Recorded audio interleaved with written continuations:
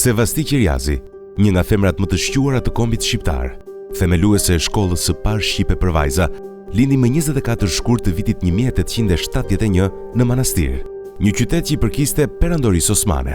Falidhjeve të shumta të familjes, Sevastia ndoqi studimet në Kolegjin Amerikan për vajza të Stambollit në vitet 1888-1891, ku u diplomua bachelor për artet, duke u bërë gruaja e parë shqiptare që përfundonte një arsim të lartë.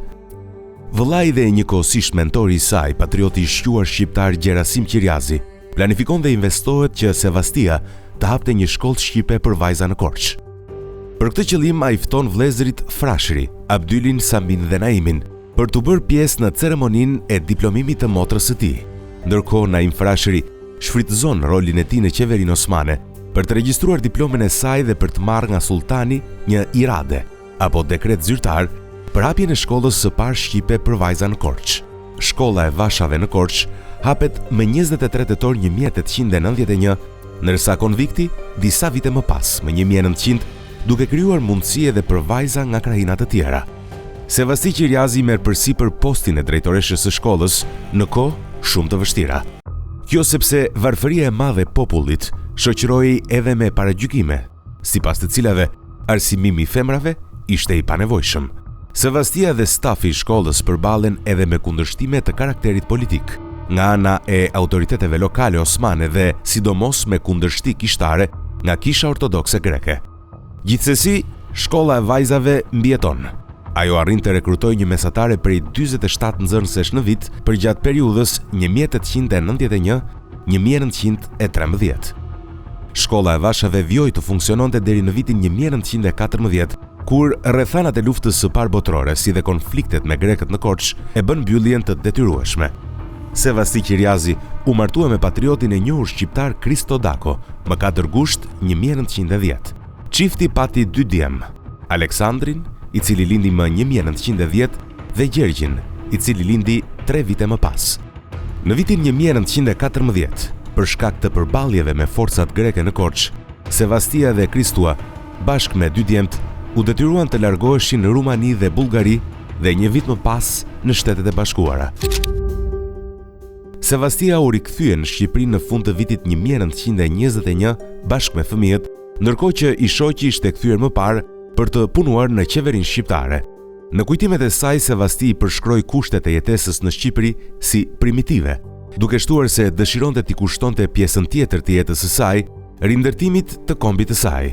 Në vitin 1926, me bashkëshortin Kristo Dako dhe motrën Parashqevi, Sevastia themelon një institucion të ri të edukimit femëror në Tiranë, që u quajt Instituti Qiriaz. Edhe pse financoi privatisht, shkolla konsideroi një shkollë kombëtare, që përfaqësonte të gjitha rrethet, klasat dhe besimet fetare. Objekti i ri i shkollës, i ndërtuar në Kamës, aty ku sot gjendet Instituti Bujqësor, u bë funksional në vitin 1927. Në vitin 1929, në ceremoninë e inaugurimit, mori pjesë edhe vetë mbreti Zog. Instituti Qiriaz u mbyll në vitin 1933 në kuadër të shtetëzimit të arsimit privat, që ishte një përpjekje e mbretit Zog për të kufizuar ndikimin negativ të shkollave të shumta greke në territorin shqiptar. Gjatë luftës së dytë botërore, Instituti Qiriaz kthehet në depo armësh nga pushtuesit italian. Kristo Dakua, bashkëshorti i Sevastis, e mbyll me jetën në fundin e vitit 1941, ndërsa 2 vite më pas, pa ndonjë arsye të njohur, pushtuesit e rinj gjerman e internojnë Sevasti Qiriazin dhe familjen e saj në kampin e përqendrimit të Banjicës, që gjendej afër Beogradit në Serbi. Në fund të vitit 1944, pas një bombardimi të kampit nga forcat aleate, Sevastia dhe familja e saj lirohen dhe kthehen në Shqipëri, ku e gjetën shtëpinë të plaçkitur dhe të rënuar. Duke qenë se familja e Sevasti Qiriazit kishte lidhje me amerikanët dhe mëtej, vetë Kristo Dakua kishte pasur miqësi me mbretin Zog, komunistët i listuan si kundërshtar duke i dëbuar nga shtëpia. Njëkohësisht, komunistët dhunuan edhe varrin e Kristo Dakos, duke zhvarrosur e përdhosur eshtrat. Pas një vlerësim për kontributin e Sevasti Qiriazit për arsimin shqiptar, komunistët shkojnë mëtej. Në vitin 1946, duke qenë se kishin qenë pjesë e UNRWA-s, administratës së ndihmës dhe rehabilitimit të Kombeve të Bashkuara, që mbajti shqiptarët me bukë menjëherë pas përfundimit të luftës së dytë botërore, djemtë e Sevastis, Aleksandri dhe Gjergji arrestohen dhe burgosen të akuzuar për kryengritje, spionazh dhe aktivitete antishtetrore. Gjergji Qirjazi, djali më i vogël, humbi jetën në burg në vitin 1949 për shkak të torturave intensive.